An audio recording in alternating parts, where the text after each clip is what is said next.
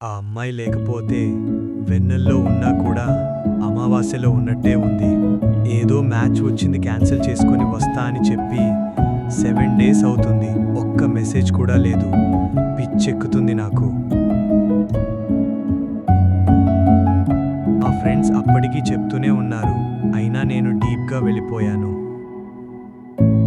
రోజులు గడిచిపోతున్నాయి కానీ తన గుర్తులు మాత్రం గడవలేదు.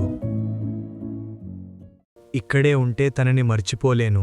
నా వల్ల కాదని వేరే చోటు వెళ్ళాలనుకున్నా. ఇంతలో ఒక అమ్మాయి నా ఎదురుగుంటా వచ్చి నిలబడింది. ఇదేదో మాయలా అనిపించింది.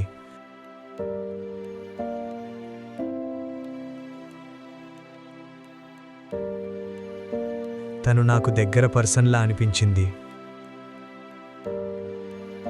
మా ఇద్దరి మధ్యన ఒక్క సంభాషణ కూడా జరగలేదు. ఇంతలో ఒక బుక్ నా చేతికిచ్చింది. ప్రతి చీకటిలో ఒక వెలుగు ఉంటుంది. కొన్నిసార్లు సులభంగా కనపడే పదాల్లో కూడా లోతైన అర్థం ఉంటుంది. ఇప్పుడు ప్రకృతి మళ్ళీ అందంగా కనిపిస్తుంది. నేను మళ్ళీ నా వర్క్ రీస్టార్ట్ చేస్తా. ఇప్పుడు నా మనసు ప్రశాంతంగా ఉంది. ఎప్పట్లా నేను బిజీ అయిపోయాను.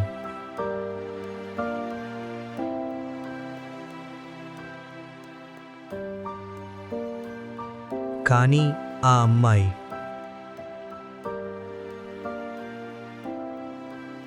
నా జీవితంలో మళ్ళీ ఒక కొత్త వెలుగు తీసుకొచ్చింది. ఎందరో వెళ్ళిపోయినా ఖచ్చితంగా మన కోసం ఎవరో ఒకళ్ళు పుట్టే ఉంటారు కదా. నా కోసం కూడా ఒక అమ్మాయి పుట్టింది, మాయా.